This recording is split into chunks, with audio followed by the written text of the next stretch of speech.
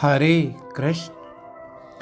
अधश्चोर्ध्वं प्रसूतास तस्य शाखा गुण प्रवृद्धा विश्य प्रवालः अधश्च मूलानि अनुसंततानि कर्मानुबंधीनि मनुष्य लोके।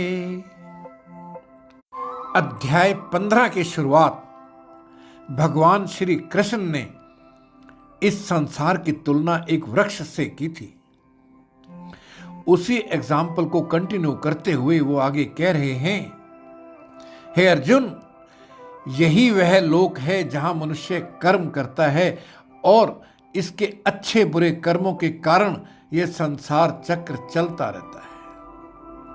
यह संसार एक उल्टे पेड़ के जैसा है। सत्वगुण, रजोगुण और तमोगुण इसकी शाखाएं हैं। इंद्रियों के विषय सुख इसके अंकुर हैं, इसकी पत्तियां हैं। इसके नीचे की ओर फैले हुए मूल कर्म बंधन हैं जो मनुष्य को जन्म मरण के चक्कर में बांधते हैं।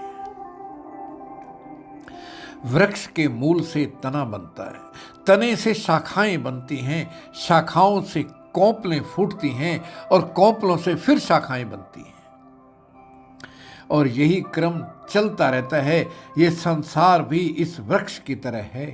संसार में विषयों का चिंतन कोंपलें हैं। विषयों के चिंतन से विषय रूपी कोंपलें बढ़ती हैं, जिससे संसार रूपी वृक्ष और अधिक विकसित होता है। कोंपलों की तरह विषय भी देखने में बहुत सुंदर होते हैं और मनुष्य उनमें आकर्षित हो जाता है। ये संसार आकर्षक है जो हमें बांधता है।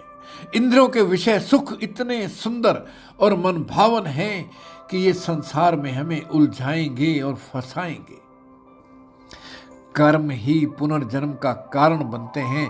हमारा हर कर्म एक बीज है जो अगले जन्म वृक्ष बनकर सामने आता है। मनुष्य जीवन विशेष है। संसार की शाखाओं में सिर्फ मनुष्य ही है जिसको कि नवीन कर्म करने का अधिकार है। अन्य शाखाएं अर्थात अन्य जीव सिर्फ कर्म भोगने वाली योनियां होती हैं। उनको सिर्फ पूर्व में किए गए कर्मों का फल भोगना है और कुछ नहीं करना। नए कर्म करने का अधिकार नहीं है। ये अधिकार और अवसर सिर्फ मनुष्य को मिलता है, मनुष्य शरीर को मिलता है कि पाप पुण्य से रहित होना है या मुक्त होना है या नहीं होना है।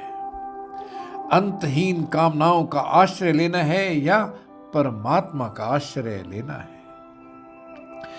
यही मौका है जहां साधना और भक्ति के द्वारा कर्म मूलों को काटा जा सकता है।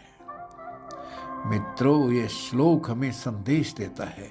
ये श्लोक हमें जगाता है कि ये संसार आकर्षक है लेकिन स्थायी नहीं है। इसका मूल बंधनकारी है। जीवन का लक्ष्य केवल विषयों की दौड़ नहीं होना चाहिए।